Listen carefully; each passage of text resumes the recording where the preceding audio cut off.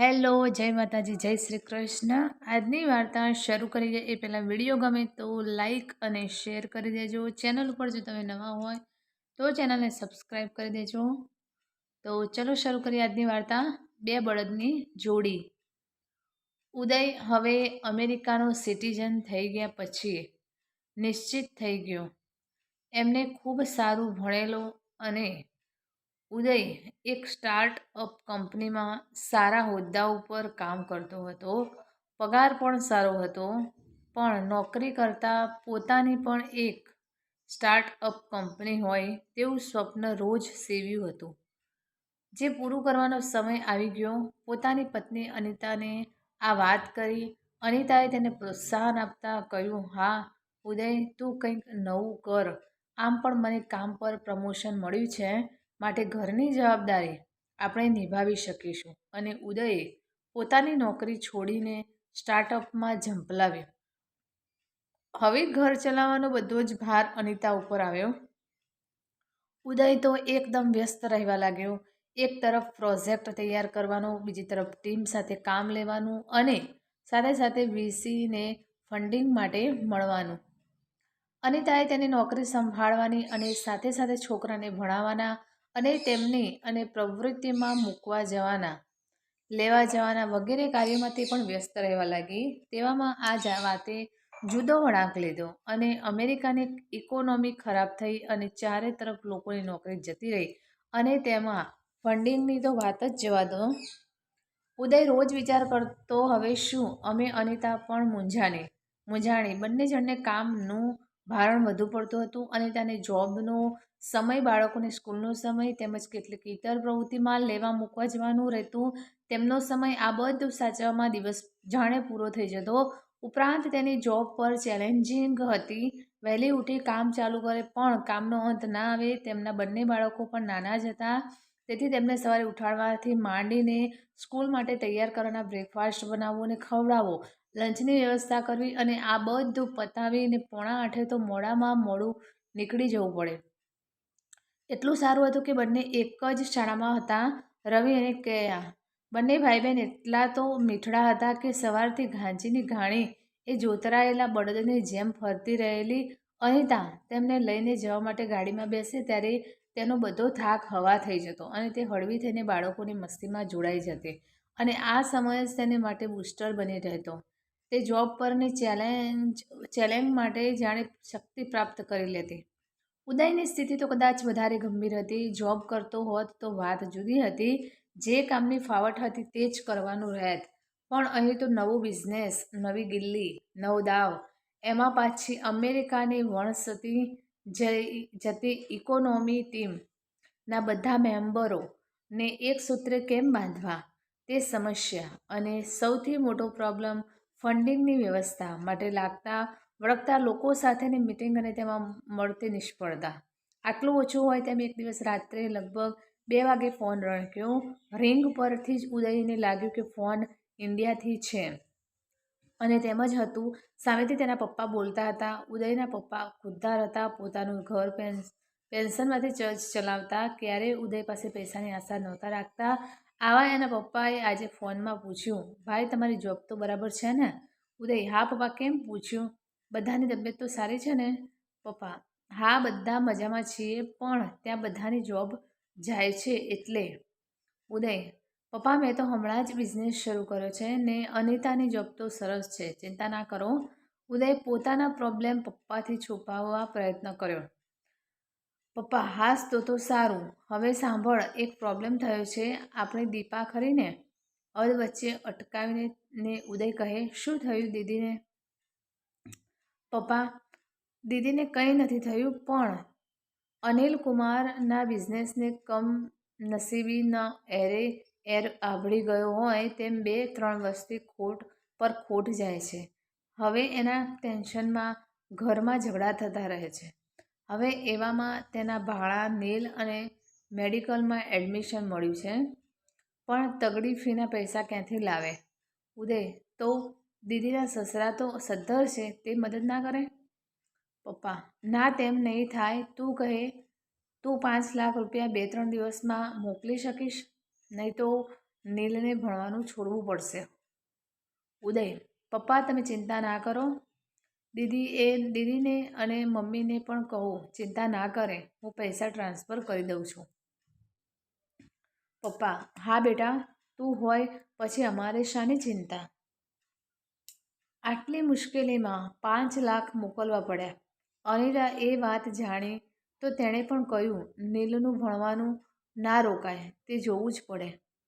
પછી તો દરેક ટર્મ વખતે નીલની ફીના પૈસા મોકલવા પડતા. ઘરમાં ઘણી મુશ્કેલી પડતી. ઉદયની સ્ટાર્ટઅપ માટે ફાઇનાન્સનું ઠેકાણું પડતું નહોતું.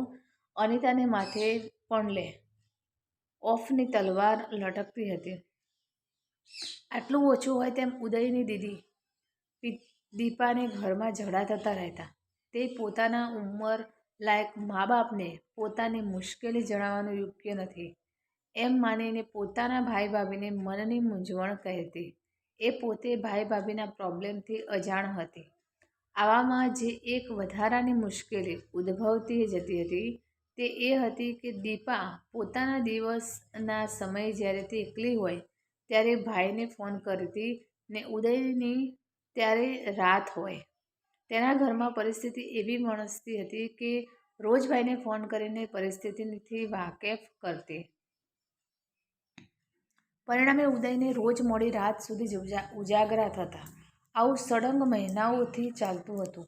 એક બાજુ ધંધાના પ્રોબ્લેમ, દિવસે વધુ પડતી દોડધામ, કામનું ટેન્શન, અનિતાની જોબ જવાનું ટેન્શન અને એમાં રોજના રાતના ઉજાગરા. આ બધું ભેગું થઈને ઉદયને જાણે તોડી નાખ્યો. તે હવે ખૂબ ગુસ્સામાં રહેતો. વાતમાં ઘરમાં તો ઠીક, બહાર પણ ઝઘડા કરતો. પરિણામે વાત બનવાને બદલે બગડતી જતી હતી. કદાચ પુરુષના પ્રમાણમાં સ્ત્રીની સહનશક્તિ ઘણી વધારે હોય છે તે વાત અહીં સાબિત થતી હોય. જેમ જેમ ઉદય વધુને વધુ તૂટતો ગયો તેમ અનિતા વધુને વધુ મજબૂત બનીને તેઓના સંસારના દરેક ક્ષેત્રે ઢાલ બનીને મુશ્કેલીઓનો સામનો કરતી રહી. તેણે જોયું કે ઉદય હવે સ્ટાર્ટઅપમાં કામ કરી શકે તેવી હાલત નથી. સાવ ભાંગી પડ્યો છે. આવામાં જ એક દિવસ અનિતાની ઓફિસમાં પણ લે ઓફનો ઓરડો વીંજાયો. તેની ટીમમાંથી 2 જણને લે ઓફ મળ્યો. બીજી ટીમમાં પણ આ સિલસિલો ચાલુ રહ્યો. હવે અનિતાને તલવાર માથે લટકતી નહીં પણ ઉપરથી માથા પર પડતી દેખાવા લાગી. પોતાનું ટેન્શન કોઈને કહી શકે તેવું પણ શક્ય ન હતું. ઉદયની સ્થિતિ તો એવી હતી કે તેને કોઈ પણ નેગેટિવ વાત કરવી પણ વ્યાજબી ના લાગી. હવે અનિતાની પણ રાતોની નીંદ હરામ થઈ ગઈ. ઉદયને ડૉક્ટરની ટ્રીટમેન્ટ ચાલુ કરવી પડી હતી. રાતના ઉજાગરા અને દિવસની દોડધામને લીધે તે જાણે બિલકુલ પોતાની જાતમાં જ નહોતો. અનિતા ડૉક્ટરની સલાહ મુજબ રાત્રે તેને ઊંઘની ગોળી આપીને સૂડાવી દેતી અને રાત્રે જ્યારે દીપાનો ફોન આવે ત્યારે તેની સાથે હવે અનિતા જ વાત કરતી અને ઉજાગરા પણ કરતી. તે દીપાને સમજાવતી કે પુરુષ જ્યારે આવા મોટા સંકટમાં હોય ત્યારે જલ્દી તૂટી જાય છે. આવા સંજોગોમાં જીવનસાથી તરીકે આપણે ધીરજ અને શાંતિ રાખીને તેને સાથ અને સથિયારો આપવો પડે. ખરેખર તેમને આપણી સાથે ઝઘડવામાં કોઈ રસ નથી હોતો. તે તો બિચારો પોતાનું ફ્રસ્ટ્રેશન કાઢવાની જગ્યા આપણામાં શોધે છે અને આપણે સમજ્યા વિના ઝઘડતા રહીએ છીએ.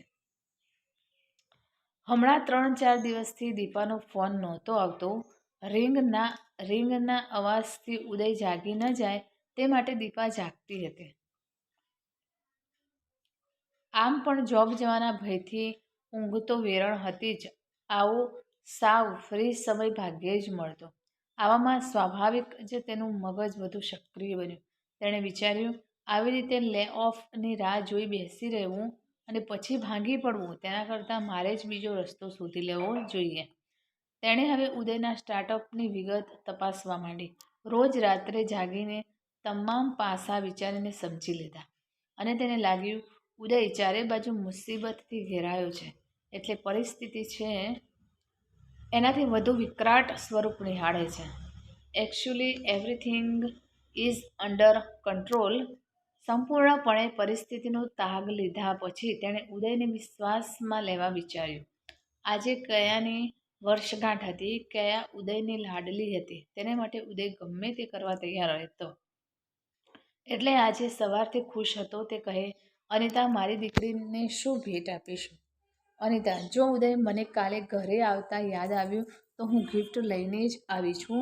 એટલે ઘરે આવીને પાછા જવાનું ના રહે. Uday, oh, thank you so much dear. અને કયા કઈ ગિફ્ટથી ખુશ થશે તે તારાથી વધારે કોણ જાણી શકે? ઉદયને થોડો મૂળમાં જોઈને અચાનક જ અનિતાએ પૂછ્યું. અનિતા, ઉદય, એક વાત કહું? તારી સ્ટાર્ટઅપ કંપનીની બધી ફાઇલ્સ મેં જોઈ. મને લાગે છે કે તું એકલો બધે પહોંચી નથી વળતો. વળી આપણે જાણીએ છીએ કે મારે માથે લે ઓફની તલવાર તો લટકે જ છે. તો હું તારી સાથે થોડું સમજીને કામ કરું તો એટલીસ્ટ નોકરી જાય તો હું કંઈક તો તારી મદદ કરી શકું. અને હા, હું પોતે જોબ છોડીશ નહીં. બાકીના સમયમાં આપણે સાથે કામ કરીશું. ઉદય, વાવ, તો કેટલું સારું. પણ ડાર્લિંગ, તું થાકી નહીં જાય? અનિતા, અરે, તારી સાથે રહીને કામ કરવું એ તો મારા માટે ગમતી વસ્તુ છે. તું પણ જાણે છે કે આપણે એકબીજા સાથે કેટલા ખુશ છીએ અને કેટલાય સમયથી આપણે પોતાની પડોજણમાં જ ડૂબેલા રહ્યા છીએ. એટલે એકબીજાનો સાથ અને સહકાર, સ્નેહ અને સહવાસ કોઈ મિરેકલ સર્જી શકે તેવું પણ બને ને. આટલી ચોખવટ અને વાતચીતથી બંને થોડા હળવા બન્યા અને કયાની વર્ષગાંઠ સરસ રીતે ખુશાલી ભર્યા માહોલમાં ઉજવાઈ. અને તે સાથે જ મિરેકલના સર્જનની શરૂઆત પણ થઈ ચૂકી.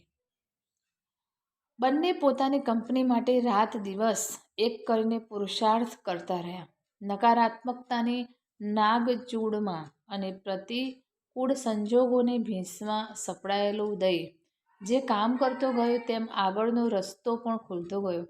ખરેખર અનિતાનો સાથ તેને માટે સ્ફૂર્તિદાયક, શક્તિદાયક અને પ્રેરણાદાયક બની રહ્યો.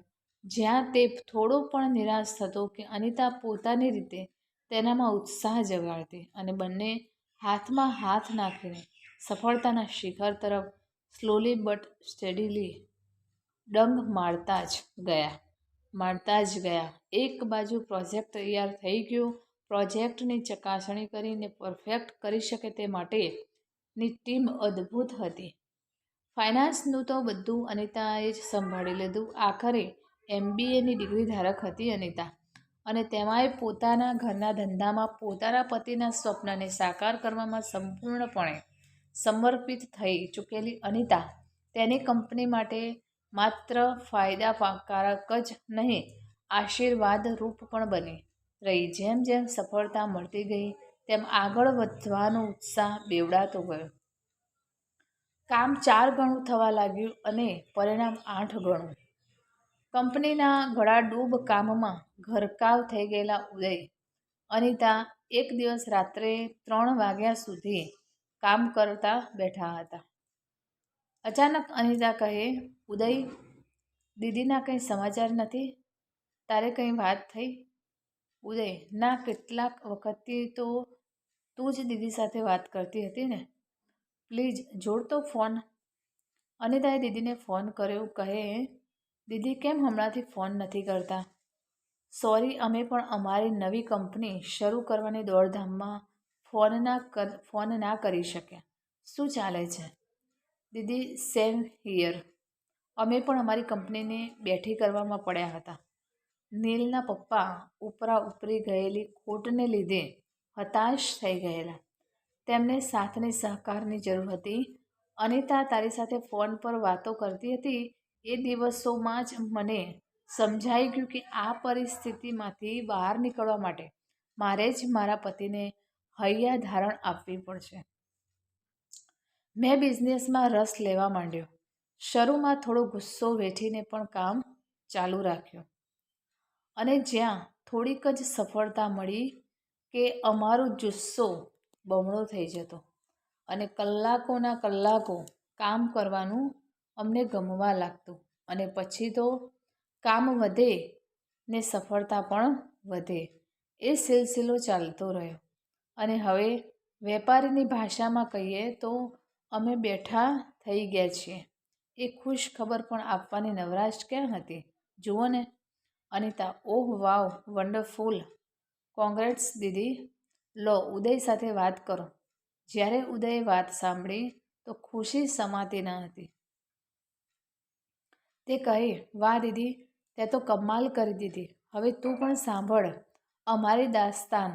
અહીં હું પણ હતાશાના ઘેરામાં એવો સપડાયેલો કે ક્યાંય ડગ ભરવાની જગ્યા પણ દેખાતી ન હતી. અહીં લે ઓફ ચાલુ થઈ ગયેલા. મેં જોબ છોડીને સ્ટાર્ટઅપ કંપનીને શરૂ કરવાનું વિચાર્યું. એવામાં જ અમેરિકામાં ઇકોનોમિક ક્રાઇસિસે ભરડો લીધો. તેમાં વળી તમારા બિઝનેસમાં ખોટ. નીલની ફી ના ભરાય તો ભણવાનું બંધ. આ બધામાં હું તો ખરેખર તૂટી જ ગયેલો. પણ અનિતાએ જોબ ચાલુ રાખીને મારી સાથે કંપનીના કામમાં પણ મદદ કરવા માંડી. તું કહે છે તેવું જ અમને પણ લાગ્યું. કામ દૂરથી જેટલું ટફ લાગે તેટલું કામને કરવા લાગીએ પછી સરળ લાગે છે. અને જેમ સફળતા મળે તેમ કામ કરવાનો ઉત્સાહ બેવડાતો જાય. અનિતા મારી પડખે રહીને જ્યાં થોડો પણ પાછો પડું ત્યાંથી સંભાળીને આગળ વધવા પ્રોત્સાહિત કરતી. તેની MBAની જાણકારી પણ એટલી જ કામ લાગી. દીદી, તો ભાઈ તમે પુરુષો હાર જલ્દી માની લો, નહીં? અનિતાએ ધીરજ રાખીને બધું હાથમાં લીધું. ત્યારે આજે આ ખુશી મળી, ખરું કે નહીં? ઉદય: હા દીદી, તમે નણંદ ભોજાઈ એ બંને ઘરને ઉગારી લીધા. એમ કહું તો જરાય ખોટું નથી, બલકે એ જ માત્ર સત્ય છે. દીદી: હા ભાઈ, તું તો જાણે છે ને અમે બાળપણની સખીઓ છીએ. અમારી જોડી શું ન કરી શકે. ઉદય: હા દીદી, તમારી દોસ્તી માટે પપ્પા શું કહેતા યાદ છે? દીદી: ઓફકોર્સ. પપ્પા કહેતા, બે બળદની જોડી કોઈ શકે ના તોડી. અને બધા ખડખડાટ હસી પડ્યા. તો મિત્રો, આ કહાની તમને કેવી લાગી તે કોમેન્ટ કરીને જરૂર જણાવશો. અને વિડીયો પસંદ આવ્યો હોય તો લાઈક અને શેર કરી દેજો. ચેનલ ઉપર જો તમે નવા હોય તો ચેનલને સબસ્ક્રાઈબ કરી દેજો. ફરીથી મળીશું આવા જ એક નવા વિડીયો સાથે. ત્યાં સુધી નમસ્તે, જય માતાજી, જય Shri Krishna, Har Har Mahadev. Thanks for watching.